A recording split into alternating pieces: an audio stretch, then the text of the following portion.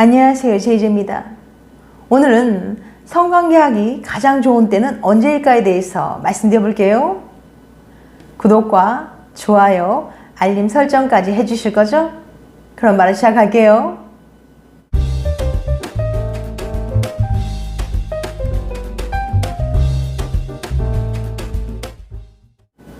원래 모든 생명체들이 가장 궁극적인 존재의 목적은 종족 번식이고, 더 강하고 더 많은 후손을 퍼뜨리기 위해 최고의 상대를 선택하여 최선의 노력을 다하는 수단이 성관계입니다. 사람들은 이런 종족 번식이라는 수단 외에 다른 목적으로 성관계를 하는 유일한 생명체죠. 임신을 위한 성관계를 넘어 쾌락을 추구하는 성관계를 거쳐 이젠 의학적으로는 일상의 하나로 취급되며 세계보건기구도 성적 건강과 권리를 별도로 인정하고 있습니다.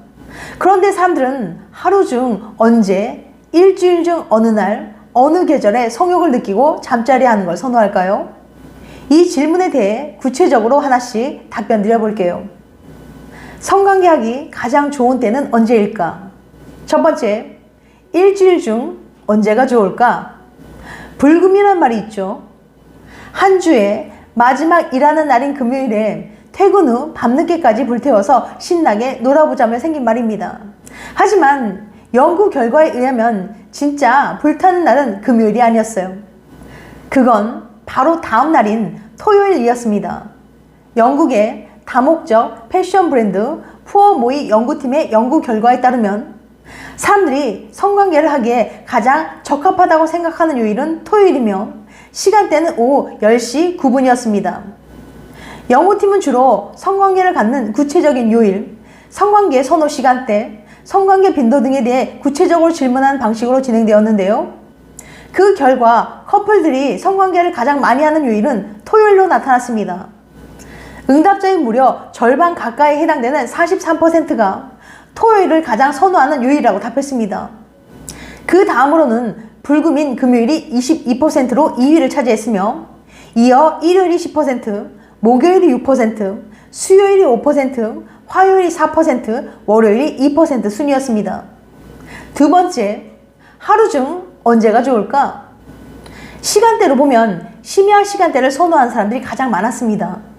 응답자의 30% 이상이 오후 10시부터 자정 사이에 성관계하는 것을 선호한다고 답변했어요.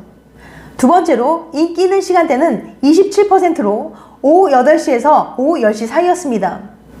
반면 선호도가 가장 낮은 시간대는 오전 6시에서 8시에 해당하는 이른 아침이었습니다. 단 4%만이 이 시간을 선호한다고 밝혔어요. 푸어모이의 마케팅 매니저 마리나 니콜리는 이 같은 연구 결과에 관해 주말 저녁은 사람들이 가장 편안함을 느끼고 파트너와 함께 오붓한 시간을 즐길 준비가 된 가장 인기 있는 시간인 듯하다고 설명했습니다. 한편 이 조사를 통해 성관계 빈도도 밝혀졌는데요. 응답자들의 48%가 일주일에 한 번 성관계를 한다고 했으며 19%는 일주일에 2번 성관계를 갖는다고 답변했습니다. 매일 성관계를 한다고 답한 커플은 단 1%였어요. 실질적인 빈도와 달리 이상적인 성관계 빈도는 대부분 일주일에 2회를 꼽았습니다. 니콜리는 여기에 흥미롭게도 25세부터 45세 여성들은 일주일에 4번 이상이 이상적이라고 답변했지만 같은 연령대 남성들은 일주일에 2번이라고 답했다고 덧붙였습니다. 그런데 말입니다. 또 다른 연구에 의하면 남녀는 사랑을 원하는 시간대가 각각 다르다고 하는데요. 영국 성인용 장난감 회사 러브어니가 설문조사를 실시한 결과 성관계를 하고 싶은 시간이 남자는 오전 6시부터 9시, 여자는 오후 11시부터 오전 2시가 좋다고 답변했습니다.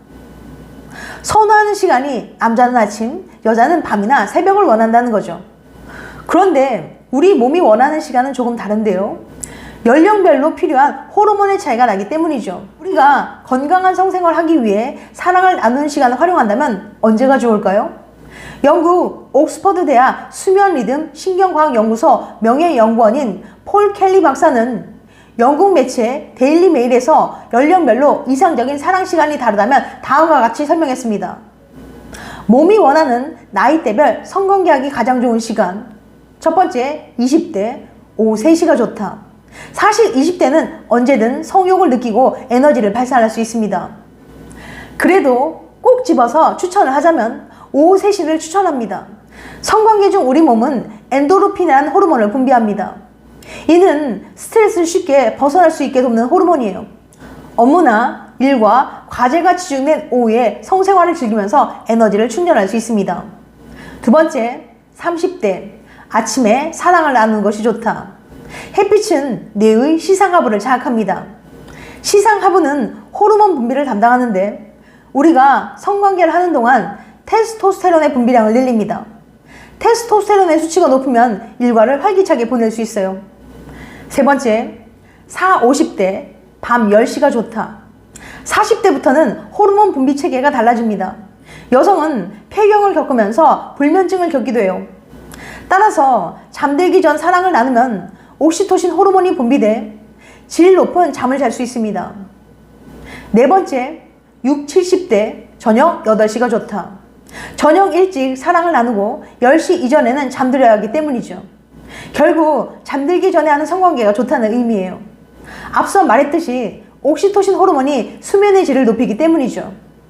그 다음 세 번째 질문, 어느 계절에 성욕을 강하게 느낄까? 사람의 기분 상태는 성욕에 큰 영향을 미칩니다.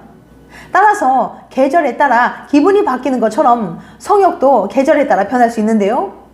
그렇다면 성욕이 가장 높은 계절과 낮은 계절은 언제일까요? 우선 성욕이 가장 높은 계절은 언제일까요? 많은 전문가들은 여름이 가장 성욕이 높은 계절로 봅니다. 여름은 보통 휴가와 축제가 많은 시즌으로 에너지가 가득하고 흥분도가 높은 시기이기 때문이죠. 사람들을 많이 만나고 활발하게 활동하면서 자연스레 성욕 역시 높아진다는 거예요. 또한 여름에는 노출이 많은 옷을 입게 되는 것 역시 성욕을 자극하는 요인이 됩니다. 그리고 여름에 일조량이 많은 것도 성욕에 영향을 줍니다. 햇빛을 많이 쬐면 멜라토닌 수치가 감소하기 때문이죠. 멜라토닌은 수면과 각성을 조절하는 물질로서 멜라토닌이 감소하면 각성 상태로 깨어있는 밤이 길어지면서 성욕이 커질 수 있어요. 또한 햇볕을 쬐면 비타민 D 생성이 활발하게 이루어지는데 비타민 D는 남성의 성기능 향상에 도움을 주거든요. 또한 다음과 같은 이유들로 여름에 성욕이 증가합니다. 첫째, 성적 욕구에 영향을 미치는 페로몬도 여름에 더 활발해진다.